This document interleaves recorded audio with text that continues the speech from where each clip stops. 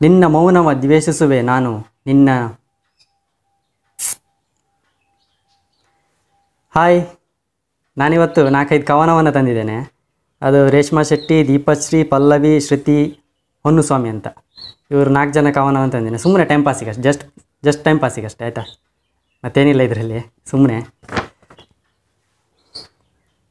ಓದ್ತಾ ಹೋಗ್ತೇನೆ, ನೀವು ಸುಮ್ಮನೆ ಕಿವಿ ಕೊಡಿ, ಆಯಿತಾ? ನಿಜವಾದ ಪ್ರೀತಿ ಯಾವತ್ತೂ ದೇಹಕ್ಕೆ ಆಸೆ ಪಡಲ್ಲ, ದೇಹನ ಆಸೆ ಪಟ್ಟ ಪ್ರೀತಿ ಯಾವತ್ತೂ ಮನಸ್ಸನ್ನು ಆಸೆ ಪಡಲ್ಲ.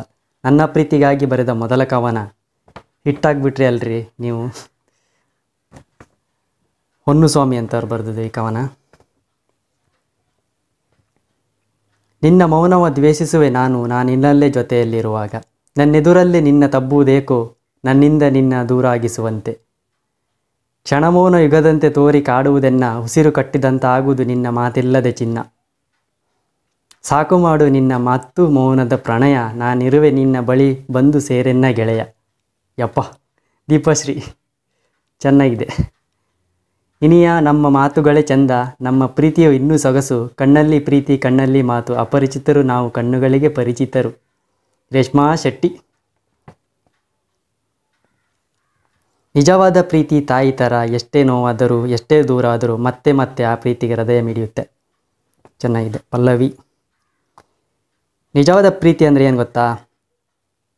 ಯಾರು ಬರಲು? ಶ್ರುತಿ ಅವ್ರು ಕೇಳ್ತಾ ಇದ್ದಾರೆ. ನಿಜವಾದ ಪ್ರೀತಿ ಅಂದರೆ ಏನು ಗೊತ್ತಾ? ಒಬ್ಬರನ್ನೊಬ್ಬರನ್ನ ಇಷ್ಟಪಟ್ಟು ಎಷ್ಟೇ ಕಷ್ಟ ಬಂದರೂ ಎದುರಿಸಿ ಕೈ ಬಿಡದೆ ಸಾಯುವವರೆಗೆ ಜೊತೆಯಲ್ಲೇ ಇರುವುದು ನಿಜವಾದ ಪ್ರೀತಿ. ಸೂಪರ್. ನಿಮ್ಮ ಸೌಂದರ್ಯವನ್ನು ಇಷ್ಟಪಟ್ಟು ನಿಮ್ಮನ್ನು ಬಯಸೋ ಹೀಗೆ ಓದಬೇಕಲ್ಲ. ನಿಮ್ಮ ಸೌಂದರ್ಯವನ್ನು ಇಷ್ಟಪಟ್ಟು ನಿಮ್ಮನ್ನು ಬಯಸೋ, ಸರಿಯಾಗಿಲ್ಲ, ಚೂರು ಉದ್ದಾಯ್ತು ಅನಿಸುತ್ತೆ. ನಿಮ್ಮ ಸೌಂದರ್ಯವನ್ನು ಇಷ್ಟಪಟ್ಟು ನಿಮ್ಮನ್ನು ಬಯಸೋ ಗಂಡಿನ ಪ್ರೀತಿ ಕೇವಲ ಒಂದು ರಾತ್ರಿಗೆ ಮಾತ್ರ ಸೀಮಿತವಾಗಿರುತ್ತೆ. ಆದರೆ ನಿಮ್ಮ ಮನಸ್ಸನ್ನು ಅಥವಾ ನಿಜವಾದ ಪ್ರೀತಿಯನ್ನು ಬಯಸೋ ಗಂಡಿನ ಪ್ರೀತಿ ಕೊನೆ ಉಸಿರಿರೋವರೆಗೆ ನಿಮ್ಮ ಜೊತೆ ಇರುತ್ತೆ.